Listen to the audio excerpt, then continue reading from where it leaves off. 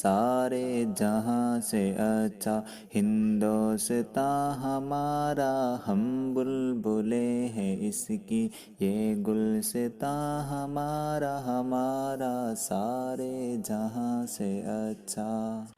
बहुत ही गर्व की बात है कि आज भारत हर्षोल्लास के साथ अपना 72वां गणतंत्र दिवस मना रहा है। प्रत्येक हिंदुस्तानी को हमारी तरफ से 72वें गणतंत्र दिवस की दिली मुबारकबाद। आज के इस वीडियो में हम डालेंगे कई सारे पहलुओं पर नज़र और जानेंगे बहुत सारे सवालों के जवाब, जैसे देश या राज्य, लोकतंत्र, राजतंत्र, गणतंत्र, लोकतंत्र के स्तंभ, शासन के प्रकार, संविधान और उद्देशिका, गणतंत्र मनाने की परंपरा किसने शुरू की, गणतंत्र दिवस पर झंडा कौन फहराता है, राष्ट्रीय वीरता पुरस्कार कब दिए जाते हैं, गणतंत्र दिवस परेड कहां से शुरू होता है, वीटिंग रिट्रीट नाम का समारोह कहां पर होता है। तो आइए शुरू करते हैं। सबसे पहले जानते हैं भारत के प्रियम्बल यानी कि प्रस्तावना या उद्देशिका के बारे में। इसी प्रियम्बल यानी प्रस्तावना को ही संविधान की आत्मा कहा जाता है। संविधान की प्रस्तावना में कहा गया है कि भारत लोकतंत्रात्मक गणराज्य है। लोकतंत्रात्मक गणराज्य को आप सही तरीके से समझ सकें, इसके लिए हम कुछ चीजें पहले जान लेते हैं। सबसे पहले हम जान लेते हैं कि राज्य के अनिवार्य तत्व कौन कौन से हैं। मतलब कि राज्य आप कब बोलेंगे, यहाँ राज्य का मतलब आप उत्तर प्रदेश, बिहार और महाराष्ट्र मत समझिएगा। राज्य का मतलब यहाँ देश से है। तो इसके लिए चार चीजें होनी चाहिए, तभी आप उसे राज्य, जिसे देश बोला जाएगा, उसके लिए चार चीजें होनी चाहिए। पहला क्या होना चाहिए, उसका एरिया होना चाहिए, उसका क्षेत्रफल कुछ होना चाहिए। अगर उसके पास क्षेत्रफल है तो दूसरा क्या चीज होनी चाहिए, उसमें जनसंख्या भी होनी चाहिए। अगर जनसंख्या नहीं है, सिर्फ एरिया है, तब भी देश नहीं बन पाएगा। तीसरी क्या चीज है, तीसरी जो सबसे इम्पोर्टेंट चीज है वो है संप्रभुता, सॉवरेनिटी। ये सबसे जरूरी चीज है। किसी को आप राज्य, जिसे देश कहते हैं, तभी आप कह सकते हैं जब उसमें जो भी डिसीजन हो उसमें किसी दूसरे का कोई इंटरफेयर ना हो। यही होता है हमारी संप्रभुता, यानी कि हमने जो डिसीजन ले लिया वो पूरे हमारे देश में, राज्य में मतलब लागू होगा। राज्य का मतलब यहाँ बिहार और उत्तर प्रदेश, महाराष्ट्र आप मत समझिएगा। यहाँ पे राज्य का मतलब आप देश ही समझिएगा। चलो अच्छा, इसको भी थोड़ा हम समझ लेते हैं कि क्यों हम कह रहे हैं कि राज्य, जैसे उत्तर प्रदेश, बिहार और पंजाब और ये महाराष्ट्र, आप इसे क्यों ना समझिएगा।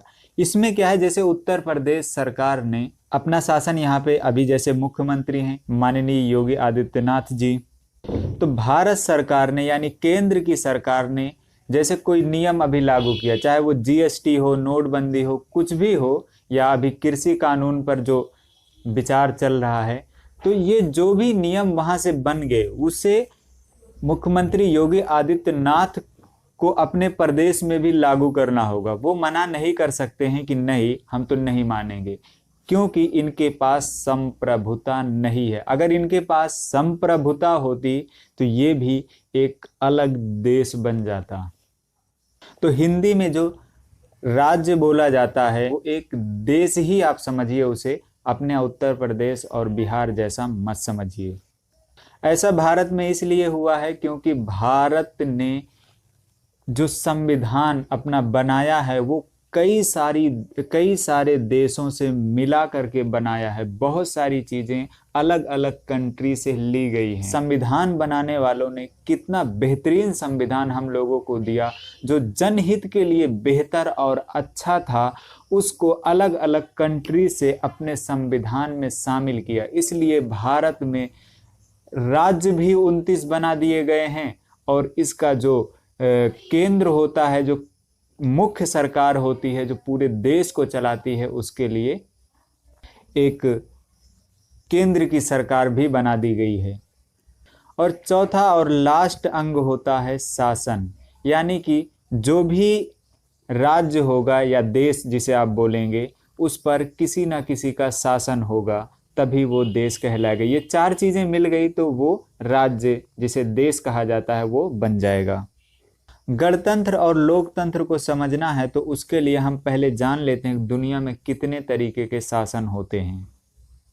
5 तरीके के शासन आपको दुनिया में देखने को मिलेंगे, जिनमें है राजतंत्र है, तानाशाही है, साम्यवाद है, गणराज्य है और लोकतंत्र है। आइए हम इन पांचों को अलग अलग करके समझते हैं। सबसे पहले हम समझते हैं राजतंत्र को, मोनार्ची को। राजतंत्र में एक राजा होता है जो पूरे देश पर शासन करता है। इसको आप समझने के लिए आसानी से आप समझ जाएंगे, जितने अरब कंट्री हैं लगभग सब में राजतंत्र ही है। वहां पर किंग होते हैं, वही पूरे देश का शासन चलाते हैं। अब दूसरा समझते हैं तानाशाही, डिक्टेटरशिप।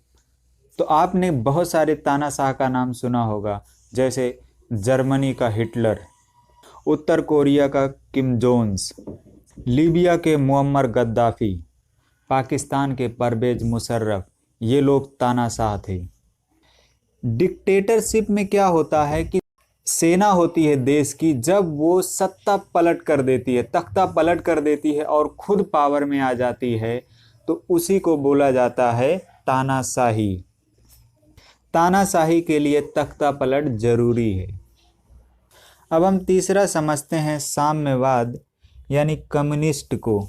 जब किसी देश का शासन एक ग्रुप के व्यक्तियों के द्वारा ही होता है तो उसे कहा जाता है साम्यवाद। जैसे चाइना को आप ले सकते हैं। चाइना में एक सिंगल पार्टी है, कम्युनिस्ट पार्टी ऑफ चाइना। उसी के ही बंदे देश में शासन करते हैं। चौथे नंबर पर हम समझते हैं गणराज्य, रिपब्लिक के बारे में।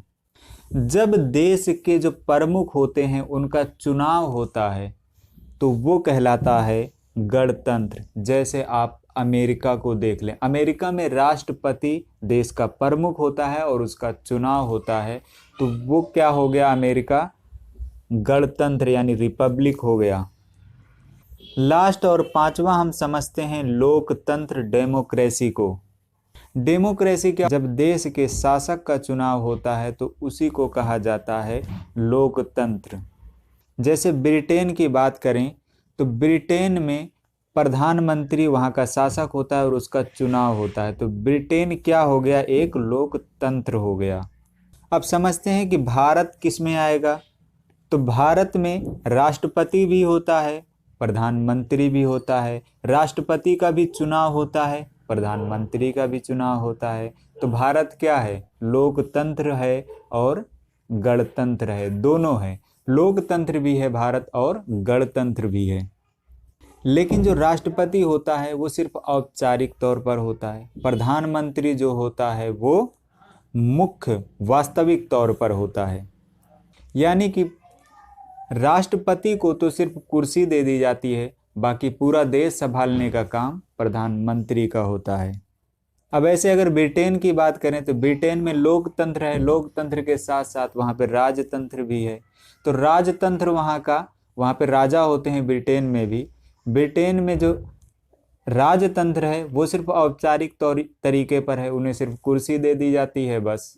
बाकी जो काम संभालते हैं, जो देश चलाते हैं, वो प्रधानमंत्री चलाते हैं। जैसे फिलहाल में ब्रिटेन के प्रधानमंत्री हैं बोरिस जॉनसन, जिन्हें भारत ने अपने 72वें रिपब्लिक डे पर मुख्य अतिथि के रूप में इनवाइट किया था, लेकिन वो कोरोना की वजह से 2021 को भारत में मुख्य अतिथि के तौर पर शामिल नहीं हो सके, कोरोना की वजह से। भारत में जो लोकतंत्र है, आप ये कह सकते हैं कि यही पूरे देश को चलाता है। तो इसके 4 स्तंभ हैं, इन चारों स्तंभों को भी जान लेते हैं। इनके चारों स्तंभ कौन कौन से हैं? एक है विधायिका, दूसरा है कार्यपालिका या व्यवस्थापिका, तीसरा है न्यायपालिका और चौथा है पत्रकारिता। तो चलिए इन चारों को एक एक करके समझ लेते हैं। पहला समझते हैं विधायिका को, लेजिस्लेटिव को। इनका काम क्या होता है? इनका काम होता है कि कानून बनाना। जैसे सांसद केंद्र के लिए और विधायक राज्य के लिए कानून बनाते हैं, एमपी और एमएलए। इनका काम ये होता है कि कानून को बना देना। अब कानून बन गया हम पहुंचेंगे दूसरे नंबर पर। कानून इन्होंने बना दिया, अब दूसरा काम क्या है, उसे जनता तक पहुंचाना और उसको लागू कराना। ये काम किसका होता है, ये काम होता है कार्यपालिका या व्यवस्थापिका का, जिसे एग्जीक्यूटिव बोलते हैं। इसमें कौन होते हैं, इसमें होते हैं मंत्री और अधिकारी। अब इनका काम क्या होगा कि जो कानून बन गया है उसे जनता तक पहुंचाएं और उसे लागू कराएं। चलिए ये दो चीज़ें तो हो गई। अब तीसरी चीज़ क्या आती है कि जो कानून बना दिया गया, कहीं कहीं पे उसे जनता नहीं मान रही है, कहीं कहीं पे जो कानून बनाया गया उसमें भी कुछ त्रुटि हो सकती है। तो भैया इसे कौन ठीक करेगा, इसके लिए भी तो कुछ होना चाहिए। ऐसा थोड़ी है कि अगर कानून बना दिया गया जनता मान ही नहीं रही है, या कानून बना दिया गया उसमें त्रुटि भी है फिर भी जबरदस्ती जनता पर थोपा जा रहा है। तो भैया इसको भी देखने के लिए कोई ना कोई तो होना चाहिए। इसको देखने के लिए कौन होता है, इसको देखने के लिए होती है न्यायपालिका, जुडिशियरी यानी कोर्ट। ये परखती है कि कानून जो बनाया गया है वो सही है, और जनता जो नहीं मानती है उसके लिए दंड की भी व्यवस्था वो करती है। और चौथा और लास्ट पिलर क्या है, पत्रकारिता यानी मीडिया।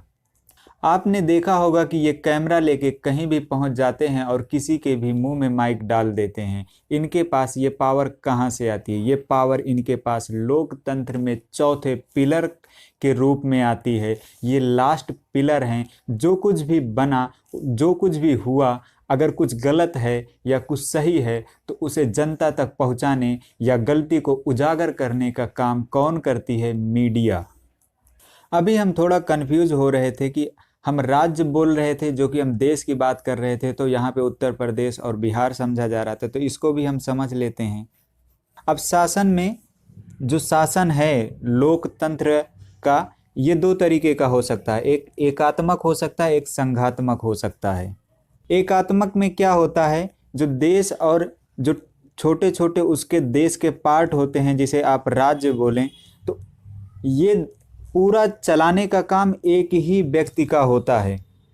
अच्छा, अगर हम भारत को देखें तो भारत में प्रधानमंत्री होता है जो पूरे देश को चलाने का काम करता है, और मुख्यमंत्री होता है जो प्रदेश को चलाने का काम करता है। तो भारत को क्या कहेंगे, एकात्मक कहेंगे या संघात्मक कहेंगे? तो नहीं, भारत दोनों का मिला जुला रूप है। भारत के संविधान को कितने खूबसूरत तरीके से बनाया गया है।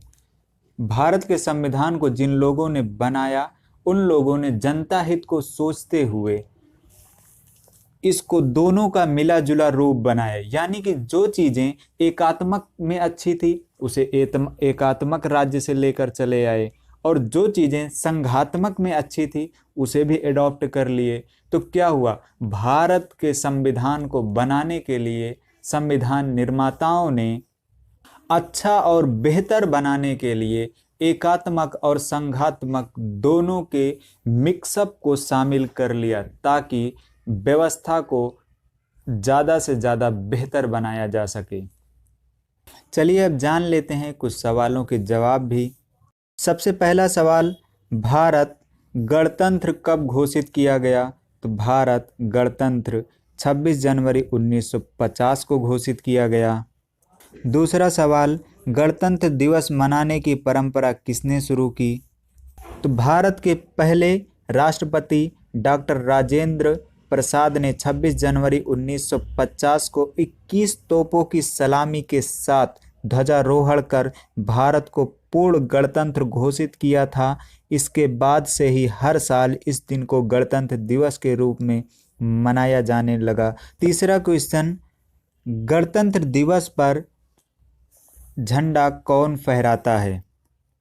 देश के प्रथम नागरिक यानी राष्ट्रपति गणतंत्र दिवस पर समारोह में हिस्सा लेते हैं और ध्वजारोहण करते हैं। राज्यों की बात करें तो राज्यों में राज्यपाल 26 जनवरी को झंडा फहराते हैं। चौथा क्वेश्चन, स्वतंत्रता दिवस पर झंडा कौन फहराता है?